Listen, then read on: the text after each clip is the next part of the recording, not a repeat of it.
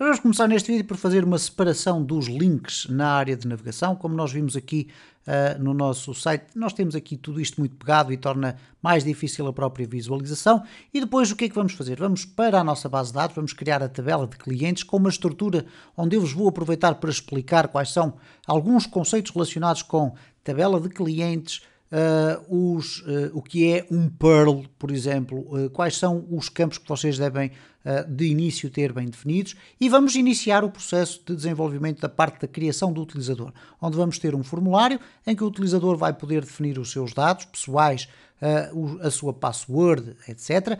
E depois vai ter que validar a sua conta através de e-mail. O que é que isto significa? Significa que o utilizador só vai conseguir finalizar encomendas se a sua conta for validada através do envio de um e-mail com um Perl, que nós já vamos ver o que é que isso é, e onde ele clica e depois ativa a sua conta. Bom, vamos então aqui muito rapidamente, eu vou aqui fechar sem gravar, vamos fazer a separação dos nossos links. Como vocês podem observar, eles estão aqui todos muito próximos. O que eu vou fazer então, vou chamar aqui o app.css, e no app.css nós vamos criar uma classe para os links, ok? E nós neste caso vamos ter em atenção o seguinte: cuidado com as classes que já fazem parte do Bootstrap e que vocês podem eventualmente por vezes repetir os nomes e terem comportamentos que não estão à espera. Se eu colocasse aqui navLink, este tipo de nome de classe, isto é o link da navegação, já existe no Bootstrap. Então nós vamos colocar um navItem que eu penso que não existe, ok? Então vou colocar aqui um text decoration que vai ser igual a none, o color vai ser igual a white, que é a cor branca. O text decoration permite que o elemento não tenha o sublinhado por baixo, e vamos colocar aqui um pathing, isto é, um pathing, ou neste caso vamos colocar aqui uma margin que vai ter 0 pixels na vertical, mas vai ter, vamos experimentar, 5 pixels na horizontal. Ora, 5 pixels para cada lado vai dar 10, e portanto vamos ter aqui, penso eu, que um link mais ou menos interessante. Aqui a única coisa que nós vamos fazer é definir o hover, que é quando nós estivermos com o cursor por cima do nosso link, nós vamos colocar aqui o text decoration underline, que é para colocarmos ali o sublinhado. O resto vai permanecer exatamente igual, aqui não necessitamos sequer disto. Okay? A cor mantém-se, apenas fica o underline. Nós não vamos estar com muitas preocupações de layout e por isso não vamos estar aqui a perder muito mais tempo. Vamos aqui ao navItem e vamos copiá-lo. E o que é que nós vamos fazer agora? Bom, vamos regressar aqui ao nosso layout, que neste caso está aqui dentro do Core, Views, Layouts, e temos aqui o Header. E no Header é o local onde aparecem os nossos links. Então eu vou colocar aqui. Obviamente que não vou colocar a classe neste, porque é um aspecto muito particular, que é parte do título da nossa loja, mas vou colocar aqui classe é igual a navItem, ok? E agora vou copiar e vou colar aqui em baixo. O que é que eu vou fazer? Antes de fazer as alterações já nos restantes, eu vou já testar. Para isso vamos fazer Ctrl+Shift+R para termos um ar de reload, e reparem como já temos então ali os links mais legíveis, um bocadinho mais separados. Podemos inclusive chegar aqui app.css e separar mais um pouco. Vou colocar aqui 10 pixels, o que vai fazer com que cada item fique 20 pixels, porque este valor é na horizontal, portanto para cada elemento 20 vai ficar com 10 pixels para a esquerda e para a direita, então eles vão ficar 20 pixels separados uns dos outros. Se eu fizer agora Ctrl+Shift+R, reparem então na separação. Vamos então aqui replicar estes elementos pelos restantes e vamos fechar esta parte de layout. Então eu vou copiar aqui este elemento que aqui está, vou colocar aqui dentro, ok? Aqui também, vamos já agora aproveitar e colocar aqui também. Portanto, temos neste momento, reparem, o nosso menu de navegação um bocadinho mais bem ajustado. Obviamente não vamos mexer ainda no carrinho. Ora, o que nós vamos fazer então de seguida é concentrar a nossa atenção na base de dados. Então eu vou aqui, vamos aqui abrir a nossa base de dados com o ADSQL. Então vamos aqui baixar isto tudo. Vamos fazer aqui a abertura do nosso ADSQL, e o que eu vos vou falar aqui, vamos aqui abrir a nossa localhost, e nós temos uma base de dados já criada. Temos inclusive a tabela que foi utilizada para podermos fazer testes ao sistema de gestão de base de dados. Obviamente que eu agora vou reformular esta minha tabela e vou chamar a atenção para a importância de alguns tipos de campos que vocês necessitam ter. Em primeiro lugar, obviamente, o ID do cliente, vai ser um valor inteiro. Eu tenho aqui o unsigned, que significa que só vai ter valores positivos, a começar de 1 para cima. É de auto-incremento porque de cada vez que nós criamos um utilizador, ele vai automaticamente atribuir um ID de cliente, acrescentando uma unidade ao ID anterior. Depois nós temos aqui o nome. Ora bom, o que é que eu vou fazer aqui? Eu vou usar como usuário ou utilizador desta plataforma o e-mail. O e-mail vai ser a forma de nós entrarmos dentro da aplicação. Vai ser o user. E a senha, obviamente, vai ser uma password. Ora, neste caso o e-mail vai ter um espaço máximo para 50, portanto, absolutamente tranquilo. Vamos adicionar uma nova coluna e vamos colocar aqui a senha. A senha, neste caso, também vai ser do tipo varchar, mas nós vamos aumentar aqui bastante. Vamos colocar 250, porque vamos criar uma hash para a senha. Vamos adicionar ainda mais um outro campo e, neste caso, vamos começar com os dados pessoais. Vamos colocar aqui o nome completo. Eu desencorajo-vos a colocarem títulos de colunas com espaços, porque isso, sendo possível, torna um bocadinho mais complexa a escrita das queries. Então nós temos aqui o nome completo, vamos deixar também com 250, vamos adicionar aqui a morada. Eu vou simplificar as coisas ao máximo. Temos aqui uma morada e vamos colocar aqui uma cidade. Okay? Para a cidade nós podemos colocar simplesmente aqui 50, é mais que suficiente. De seguida, nós vamos colocar um telefone. É importante que vocês, numa loja online, tenham um contacto telefónico. Embora possa ser facultativo, ele é importante existir. Então, o telefone, e o telefone vai ser também o varchar, pode ficar 50, não tem qualquer problema. De seguida, o que eu vou criar aqui é uma coisa chamada Perl. Vocês podem lhe dar o nome que vocês quiserem, não há qualquer problema. O que é o Perl? É uma Personal URL. Ora, o que vai acontecer é que quando nós criarmos um registro na base de dados de um novo cliente, vai ser criado um código, uma hash, com 12 ou 16 caracteres, enfim, não importa.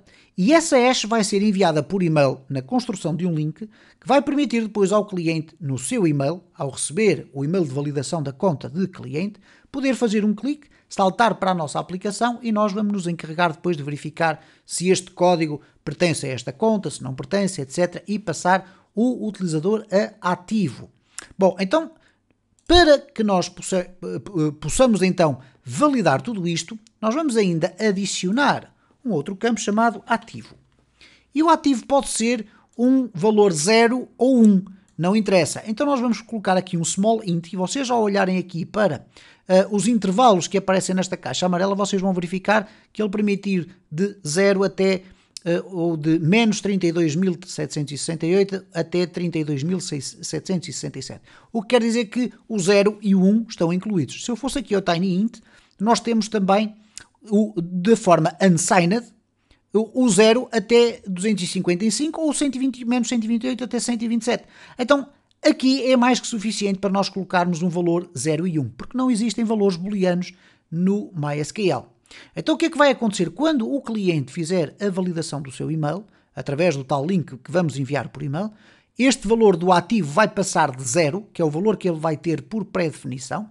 Vamos colocar aqui expressão 0, okay? Confirmamos, e passa de 0 para 1. E portanto, quando nós formos a fazer o login, nós vamos ter que verificar, para além da senha e do e-mail, vamos verificar se ele está ativo ou não. Vamos também adicionar finalmente aqui outros 3 campos, ok? Eu cliquei ali em guardar, mas eu quero adicionar, que é o created at, que vai ser do tipo datetime. Eu já vou explicar o que é que isto é. Aqui nós vamos colocar como expressão o now. Okay? O now significa agora. Depois vamos colocar aqui ainda adicionar o updated at. Vamos deixar ficar também o now. E depois vamos adicionar aqui que quando houver uma atualização do registro também vai ter o now. Eu já vou explicar isto tudo, não se preocupem. E finalmente o que nós vamos colocar aqui também é o deleted at. Vamos aqui deixar o datetime e aqui nós vamos colocar como nulo. Bom, vamos então finalmente guardar tudo isto e eu vou explicar muito rapidamente o que aqui acontece. Vocês já sabem, o e-mail, é aquilo que nós vamos usar como usuário. A senha vai ser a password, vai ser encriptada, já lá chegaremos. Depois temos aqui o nome completo, vai ser texto, a morada é texto, a cidade é texto, o telefone também. O Perl é aquilo que eu já expliquei, mas que nós iremos ver na prática como funciona. O ativo vai servir para nós percebermos se este utilizador já validou a sua conta de e-mail ou não. Validar a conta de e-mail significa recebeu um e-mail da nossa loja com um link para ativar a sua conta que acabou de criar e ele executou esse procedimento de ativação. O que é que são estes Created, Updated e Deleted? São campos que de facto são muito comuns aparecerem nas estruturas de bases de dados das frameworks. E eles permitem identificar o quê? O Created at significa criado em. E nós ficamos com o registro na base de dados quando é que aquele utilizador se registou. O Updated at significa qual foi a última vez em que ele alterou os seus dados, ou porque alterou a morada, ou porque fez a ativação da sua conta, etc. Portanto, o Created at é um valor que é definido no momento da criação da conta do usuário. Este Updated at vai evoluindo à medida que alguma informação seja alterada. O Deleted at significa o seguinte, porque é que ele está nulo? Nós, obviamente, não temos uma data de eliminação deste cliente. A existência destes campos normalmente está associada a uma técnica chamada Soft Delete. O que é o Soft Delete? Quando nós eliminamos um cliente da nossa base de dados, na realidade nós podemos deixá-lo lá, mas com um valor atribuído ao Deleted at. O que é que isto vai significar? Que este valor passa a ter uma data. Sabemos, a partir desse momento, que numa determinada data e uma determinada hora este cliente foi eliminado, mas na prática não foi removido da base de dados. Ele continua lá. Vamos imaginar que o cliente pediu para ser eliminado e posteriormente até diz: mas eu tinha lá uma conta, gostava de voltar a tê-la. Nós só temos que ter acesso à base de dados, vir aqui e remover ou colocar como nulo o deleted at e ele volta a ter a possibilidade de se registar, ou neste caso não registar, mas sim de voltar a entrar dentro da nossa aplicação. Então o conceito de soft deleted é muito interessante, obviamente que não é obrigatório, vocês podem ter um sistema para eliminação do cliente, mas o soft deleted é muito interessante nesse aspecto porque preserva o histórico dos vossos clientes, ok? Bom, posto isto, temos então aqui toda esta informação. Uma coisa que eu vos sugiro e que pode ser interessante é o seguinte: se vocês querem ter uma noção do alinhamento e da sequência de colunas que vocês têm aqui para depois construir as vossas queries, vocês têm esta possibilidade aqui no ADSQL, que é ir aqui ao criar código. O criar código não é nada mais, nada menos que isto, reparem, é a estrutura da nossa base de dados, mas escrita em MySQL. Se eu selecionar tudo isto aqui, vou copiar, vou regressar aqui ao meu projeto e for aqui à minha pasta de material, eu posso, por exemplo, aqui dentro das notas, ter a tabela clientes. Okay? E nesta tabela clientes, eu posso colocar aqui qual é o nome dos campos. Inclusive, eu, obviamente, limpando aquilo que não interessa, e já agora vou aproveitar para vos mostrar aqui algumas funcionalidades interessantes, que é, por exemplo, vocês podem fazer um clique ali, vão pressionar Shift Alt em simultâneo e agora clicam aqui à frente. E reparem o que é que aconteceu. Ele selecionou aquela coluna toda e nós podemos rapidamente ter ali, então, a remoção dos apóstrofos, ok? Ou que neste caso não são bem os apóstrofos. Os apóstrofos são estes que aqui estão. Agora reparem neste aspecto que pode também ser interessante. Eu posso selecionar isto e fazer, vamos ver se eu acerto, Ctrl Shift L.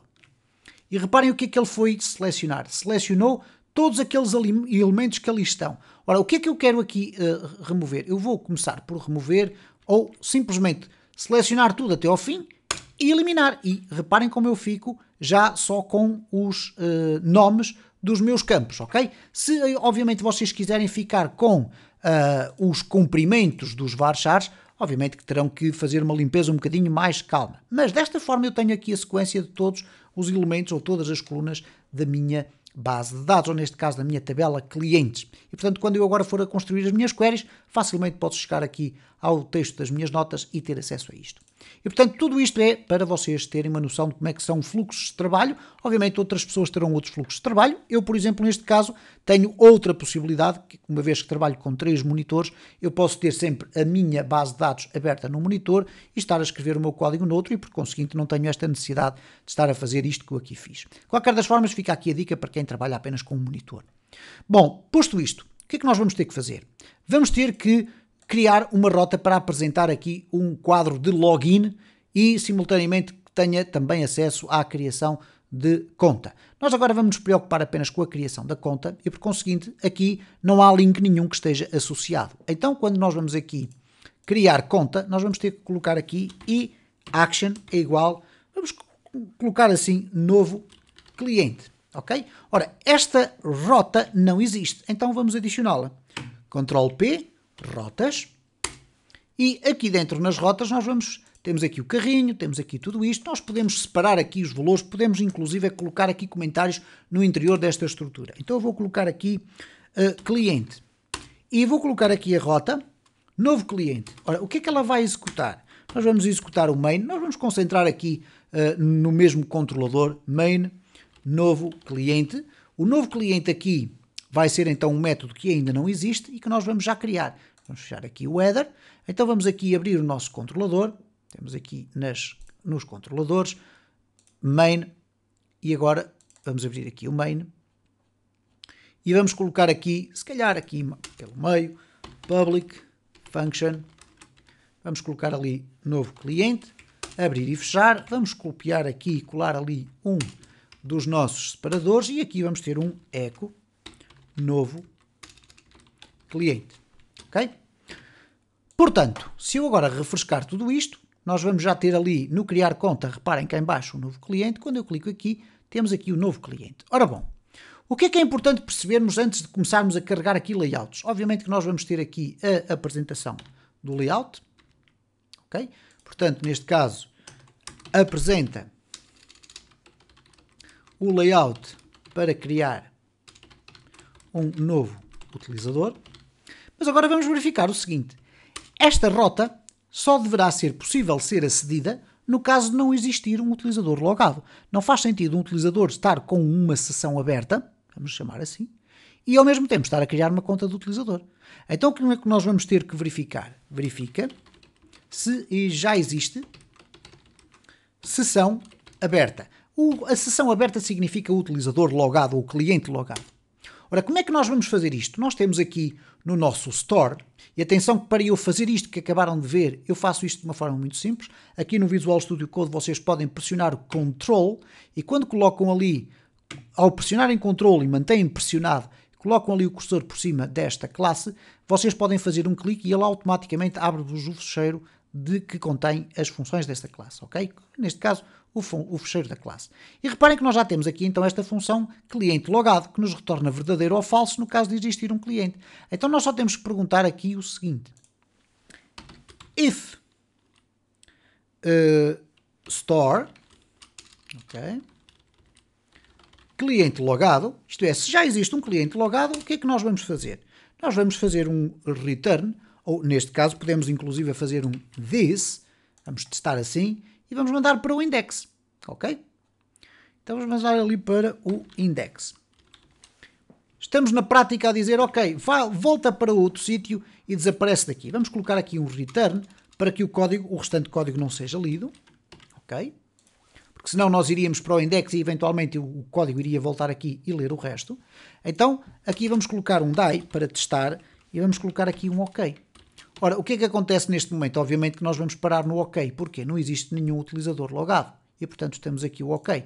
Mas se eu colocar aqui um utilizador logado, em que eu vou colocar aqui um session cliente é igual a 1, se eu agora refrescar, ele vai me dar novamente o OK, mas eu neste momento tenho um utilizador logado. E reparem então que quando eu fiz novamente o refrescamento, como existe já um utilizador na sessão, ou um cliente na sessão, aparece aqui a minha conta. Okay? Então vamos fazer aqui um logout. Okay? Neste caso, obviamente que nós não temos ainda o sistema do logout a funcionar como deve ser. Nós temos a lei inclusive a dizer A é igual novo cliente, e portanto vamos ter que tratar disto com alguma atenção. E o que nós vamos fazer então é já no decorrer do próximo vídeo, vamos aqui construir o layout para a criação de um novo usuário. Era importante eu explicar-vos este processo todo e este mindset, isto é, esta forma de pensar como é que a estrutura da base de dados é feita. No próximo vídeo nós vamos de facto começar a desenvolver então de forma desenfreada a questão da criação de um novo cliente na nossa loja.